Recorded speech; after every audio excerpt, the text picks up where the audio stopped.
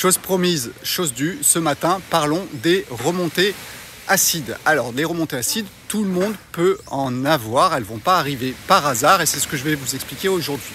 Demain, je vous expliquerai comment on peut le régler, mais aujourd'hui, je me concentre sur l'explication pour que vous entendiez, pour que vous entriez dans la connaissance de ce qui se passe dans votre corps.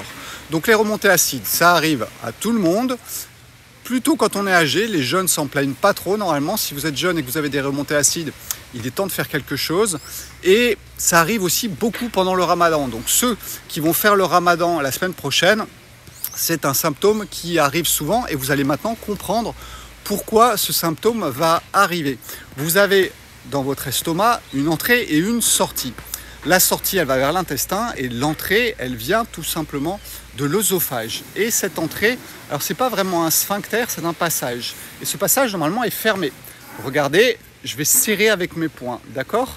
Serrer. Et là, je vais vous parler du yin et du yang. Dans cette vie des couples que Dieu a créé, c'est serré. Donc, on est dans l'énergie du yang, on est dans l'énergie de la contraction.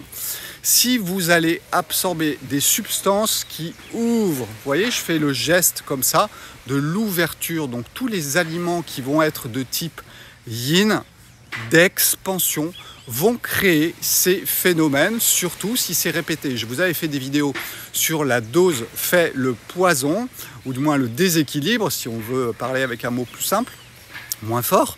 Eh bien, voilà, c'est le déséquilibre que vous allez faire tous les jours avec des grands yin qui vont vous ouvrir. Ceux qui ne me suivent pas quand je vous parle du yin et du yang, il y a, je le répète encore, un livre ou une version électronique yin, yang, les bases qui vous enseignent tout ça. Je vous explique tous les aliments, j'ai fait des listes d'aliments, qui est yin, qui est yang et qui peut vous déséquilibrer. Donc si vous voulez vous soigner, on en parle demain, il va falloir vraiment comprendre comment ça fonctionne. Donc cette ouverture, elle est créée par tous ces éléments yin, d'accord, qui ouvrent. L'alcool, bien sûr, en fait partie, le sucre en fait partie, les fruits acides en font partie, l'acide en général peut en faire partie. Et il y a une autre chose à laquelle vous n'avez pas pensé, c'est l'excès de quantité. Et là, je fais bien un signe avec ma main comme ça d'ouverture. L'excès de quantité, ça pose un problème. Et pendant le ramadan, vous allez faire des excès de quantité pour beaucoup. Le soir, c'est la nuit, c'est le yin, c'est l'ouverture.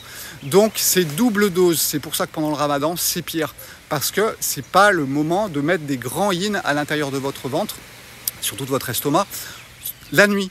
Parce que c'est une énergie d'expansion, c'est une énergie d'ouverture. Voilà pourquoi c'est pire pendant le ramadan.